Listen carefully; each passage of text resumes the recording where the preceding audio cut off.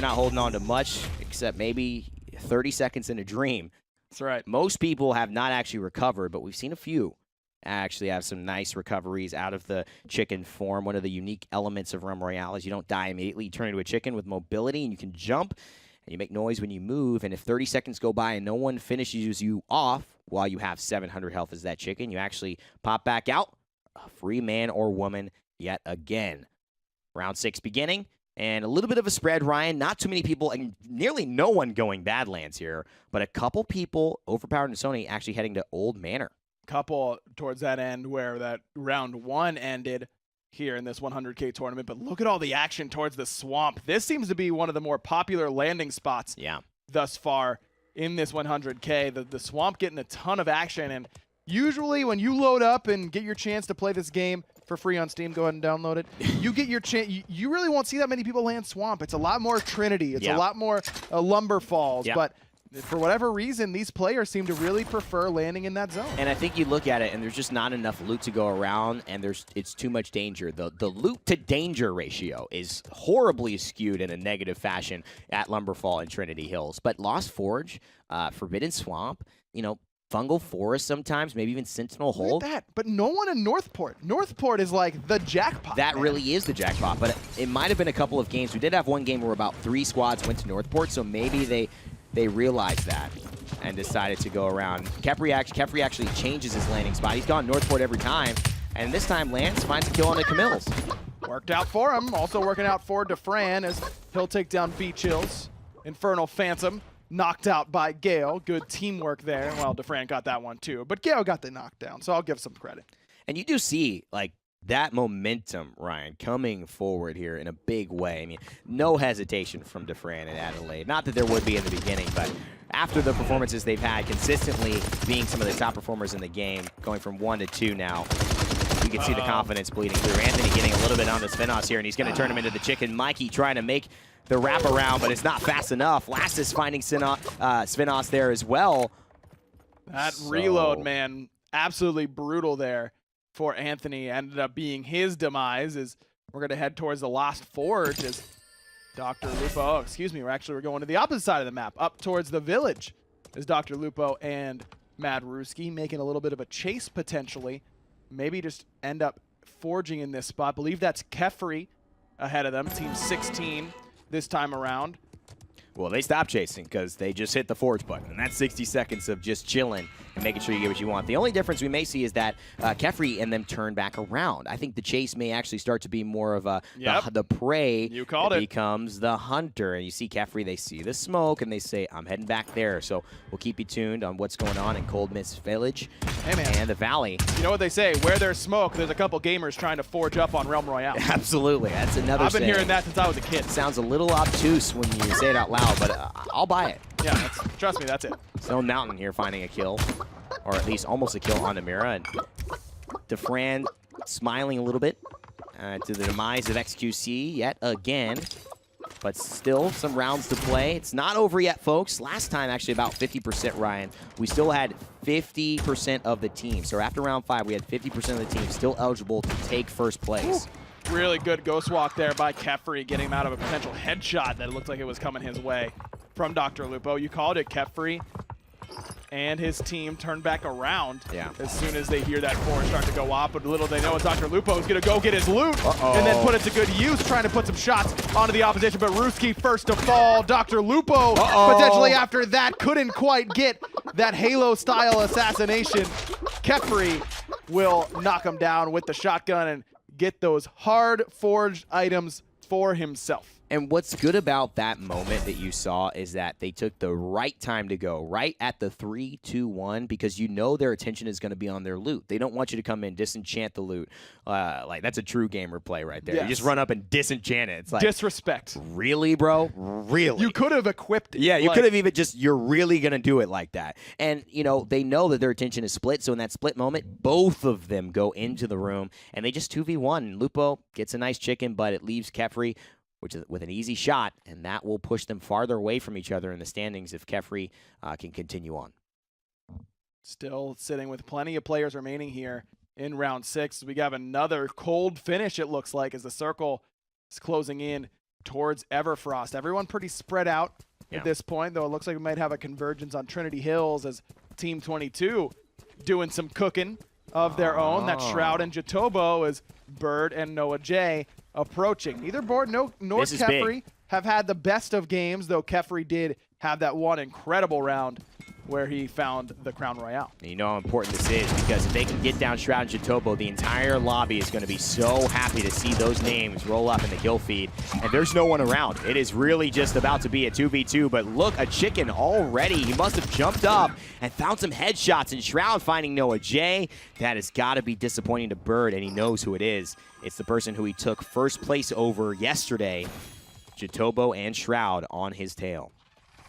Bird probably just going to let it go and allow Shroud and Jatobo to claim their prize at that forge. So we'll check back in with them in a little bit. Let's head over to Summit and JoshOG, who have been fragging out quite heavily. 21 elims. Believe that ties them for 3rd overall in elims right now, but haven't found any action yet. But we do have action over here in the Badlands as KN Cool trying to keep his cool underneath some potential fire. And Ninja and Chappie with a kill right now. So Ninja and Chappie yet to get to that, probably like top 3 both together. We know Chappie's gotten there, but Ninja has died a little bit earlier. Maybe played a little bit more aggressive. We know he's been busy. Hey, the man's got to go to the SBs. He's more focused on his suit game right now. And his suit was clean, though. It was. It was a nice-looking suit, so we got to give him a credit. Plus, he just flew in and started playing. And, you got to know the jet lag, the tiredness.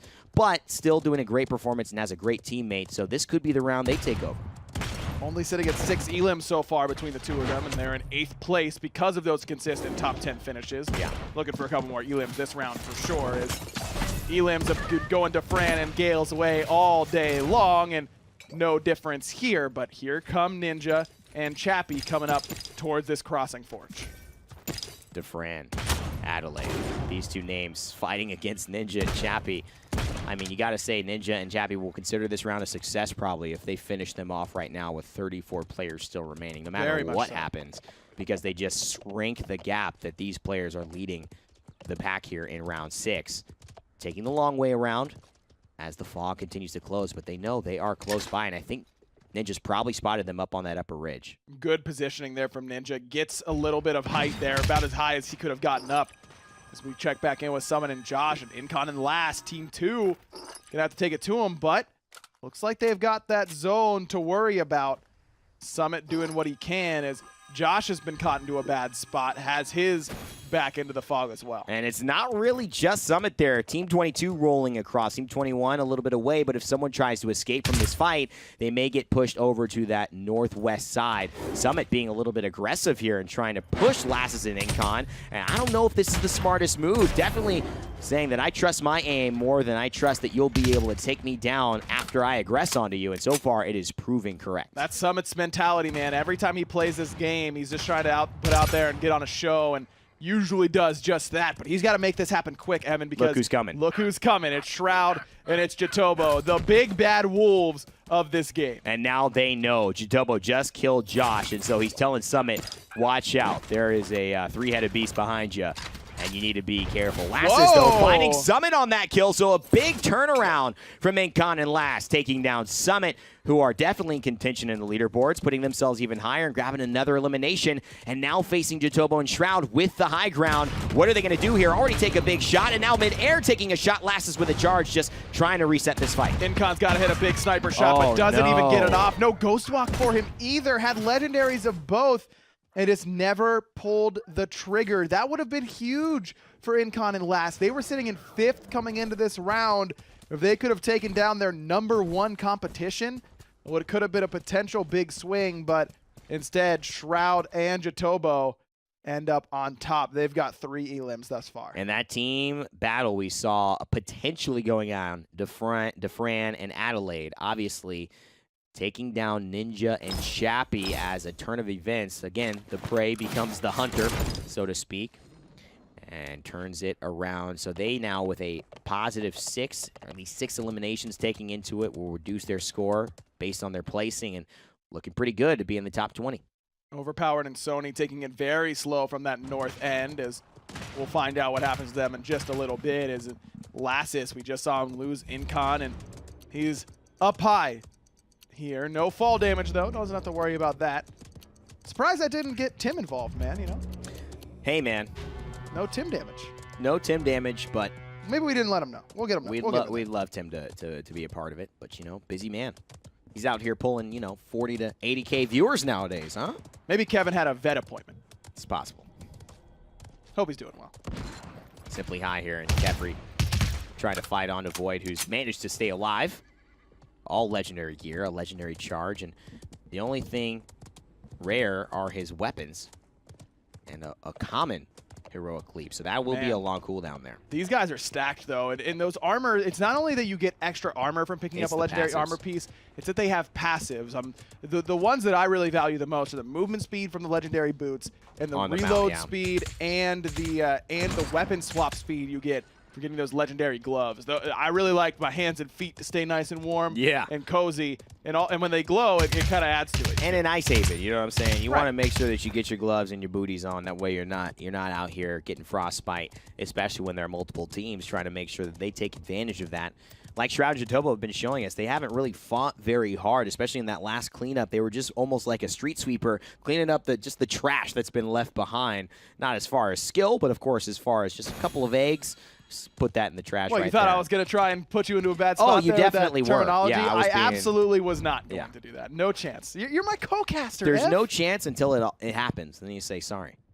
Well, yeah, of course I'm going to apologize. If it happens, just by accident. I thought there was no chance.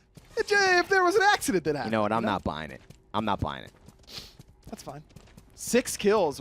Wow, Gale nearly gets clipped by the balloon. My man almost got clotheslined. That was almost a TKO right there. By that stuff, but may want to go claim its bounty, as it will drop a chest, and that chest will contain a legendary weapon. Not a class weapon, but a legendary weapon, as you can kind of pray for a slug rifle, as Lassus does not know. Exposed. Doesn't know, but neither do Defran and his teammate quite yet.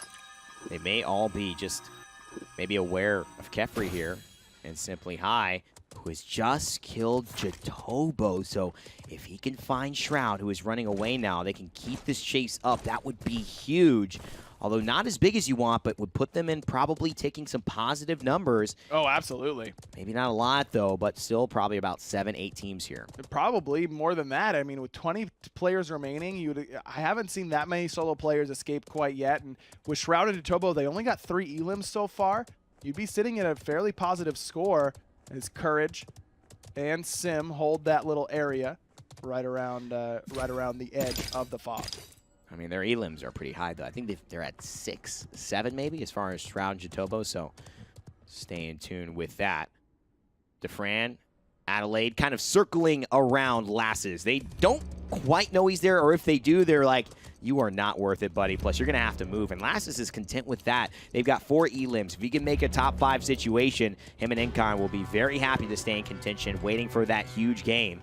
They already were a top 3. I mean, they could clearly win one of these. Lass and Incon definitely have looked much better today than they did in yesterday's Skill Shot 10K Invitational. They're sitting in 5th coming into this round with only 2 top 10s. So they've found 15 elims through the first 5 rounds, averaging about 3 a round. Isn't too bad, but you're really looking at that big round 3 or 4, I believe it was, that they ended up, bringing home 6, 7 elims. So Shroud and Jatobo have way less than I thought, Ryan. So they only have 3 elims. So you're right. This would almost assuredly, if they were to go down in the next fight here, be a positive score they'd take. And it looks like a lot of people are converging onto this area here. Shroud maybe below, a couple people landing in the house.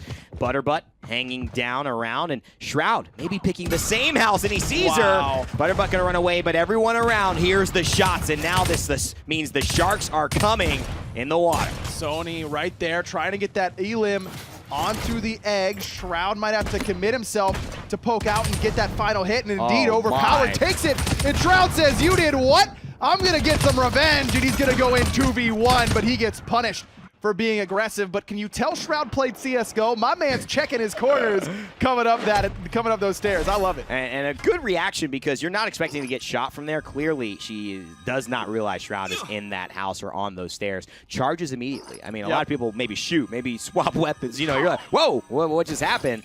but it's not a jump scare, so really good, management of a bad situation. Unfortunately, goes down to Overpowered and Sony, but the lobby's happy. That's a positive score now, so that will put, I guess, Sony and Overpowered, and of course, Lasses and Incon, and definitely if Kefri can continue to frag out, in a better position to overtake one and keep that lead strong. Only 15 left, and the circle's getting pretty skinny here. Lass is actually going to take a couple points of fog damage, then get right on the outside. Now he's going to have to make a move as DeFran goes aggressive, Ghost Walk, gets him some immunity frames. Lass knows where he is, but that's not going to help him out too much here as Lass all out of real estate. He'll get taken down by DeFran for Elim number 9 for team number 9. And it looks like there are 7 teams left, so a lot of pairs still around. And what this means is that, they're going to take probably, I don't know, a 2, a 3, a 4, a 5, something like that into this round, which is not that bad, No. after placing 8, I believe, and having a bunch of eliminations. Joe Fudge, haven't seen him very often. Overpowered, going to clean that one up. That's Elim number 5 for this squad, and Stone Mountain and MTash might have a little bit of a gift right outside their door, but don't want to poke out quite yet because this Team 21 is right on the inside of that circle, though. MTash waiting until this mage commits. Firebomb there for as soon as that ice block gets canceled. Can't melt that ice, but certainly does some good damage. What kind of ice can't melt? I mean, what kind of ice is that made out of? Magical ice? Apparently. I mean, she is a mage, so that makes complete logical sense. Thank you. Magical ice. I mean, if that was sold, hit me up. Hot day, magic ice. Some. Yeah, I'm all How about about just that. ice that just always stays ice? Like, it doesn't disapparate. It doesn't go into your, become water at a certain point. Yeah, that is the worst. Like, when you just got to keep making it. Gets watered down. Come on, man. That's the worst. Not the best situation for Courage or Simp. Courage goes down and might be able to get away as that chicken for at least a little bit. Charge. He'll get around the corner, but Simp, his charge puts him right into the kitchen out of the frying pan, but doesn't get cooked quite yet because Stone Mountain and MTash very content at setting up inside this house. And you know what? They talked about it. I mean, MTash tweeted a little bit yesterday that he wasn't necessarily happy about the ability to go far and stay in houses, but, you're going to put that testament to the test here because he and Stone Mountain are in a house. And so far, attracting a lot of attention, unbeknownst to them, just because of the fact that the fog is moving right where they are. Still alive, though, so hey, if it's working and it ain't broke, don't fix it. And we'll have to take a fight here as fog will eventually knock them out of the way. It's that sensor drone coming from Overpowered on a very low cooldown, courtesy of its legendary capacity. Will reveal MTash and Stone Mountain pretty consistently. They know that they're being revealed based on that sound. Overpowered does good damage with that concussion bomb. Out of the house comes MTash. Stoop Kid leaves the stoop and gets the kill. Stone Mountain should be able to finish off this egg. MTash looking to do the same to Sony. That is a nice fight, and I'll tell you why I'm so impressed with that, Ryan, because he gets poked low, and what happens is Overpowered thinks as MTash goes outside, or Stone Mountain goes out so far, that he is exposed, but what he does is he throws a shielding potion onto MTash, who jumps up into the air with the thrust, and that allows them to bait out essentially Overpowered in a bad situation. He thinks he's got the kill, and oops, no I don't, I'm vulnerable, and Stone Mountain cleans it up. MTash and Stone Mountain, their strategy seems to be working very, very well, and when they need to execute, they are. Now just 7 remaining as DeFran and Gale Adelaide have found themselves a nice home. New home buyers, apparently, here. God. Great location, right next to the ice lake. Right next to the ice lake that never is not an ice lake. Yeah, and also no window panes. Yeah. Like, I hope they've got really good heating because they are going to be in some trouble otherwise, and they're putting the heat or a lot of blankets. Kefri and Simply High, as now everyone is in the neighborhood. It's a homeowners association squabble here by Ice Haven. Yeah, and you're right. I hope they bring the blankets. I hope they bring the emergency heaters, the portable heaters. I mean, doing whatever they can to stay warm. They've got some Viking clothing, though. He's got some though, fur there around the belt. The belt fur, coming your way, 2019. Yeah. Hey, man, it's cold outside. It's raining. What, you got a jacket? Nah, man, but I got some belt fur for you if, you need that. Y'all mind if I wear a short sleeve shirt and a fur belt outside to the ice lake? Hey, yo, we going out at 7, right? What kind of belt fur are you guys wearing? I don't want anyone else to have the tiger print, because that would be embarrassing. That would be awkward, right? Yeah. That is the worst. All right, man. I'll see you later. Meeting at Chili's, yeah? Sure. Yeah, that's, well, I feel like those people who wear belt fur, yeah, you meet at Chili's before you go out at night. Welcome to Chili's. Got a nice little happy hour. Void, he's in the happy hour right now because he's the only solo player left. 3 teams of 2 still standing here. Wow. As he, outside of a home, will just kind of wait and see. This is where, as a solo player, you just really need to play the vulture, man. And it's not the most honorable way. You know, will you bring dishonor upon your family? Maybe. But you might also bring $50,000 home, so you know, you're okay with that. Hey, dishonor or 50K, I'm taking a swing for that. Yep, for sure. Sign me up. And you know, Void also 5 elims. I mean, that is a big deal. I think he's just gonna wait. And until somebody finds him, which they may because they're hiding and they know there are 3 teams around here and can't find the solo player, this is the smartest thing to do. You can poach some eggs, quite literally and figuratively here, by just allowing the fight to take place. You do not have to be the vanguard as the solo player here. Might decide to scramble him. He might. Game time decision on that one. Game time. Either way, we know they won't be sunny side up because we're in Ice Haven. So that's true. Not quite warm enough to make that happen. More close to hard boiled, or just maybe a nice Eggs Benedict. Hey, could be the call. Simply High is done waiting around. He's trying to get scrambled. It's 2 members there for Kefri. Surprise! No firebomb there for this team. A warrior and an assassin. So Stone Mountain and MTash just hold their ground. That's what engineers do best. Kefri uses smoke screen to get himself into a better spot. Snipe is good on the Gale, knocks him down and scrambles him personally. Now DeFran, right around the corner, has got a sniper of his own and puts it on display. Are you kidding me? 2 snipes, 2 kills. DeFran Kefri showing off here in the final circle, 5 alive. And will it be Simply High who says hello? DeFran trying to finish it off, goes swag to perfection. MTash throws the firebomb, gets Stone Mountain and him, the only duo alive, win the day. He's blinking in, gets the chicken, but MTash saves it. Beautiful shot, but there's still one more. And now it's Simply High saying hello, Ryan, and he's gonna get the final laugh unless MTash knocks him down from the engineer fire. Firebomb is good, but Simply High's crossbow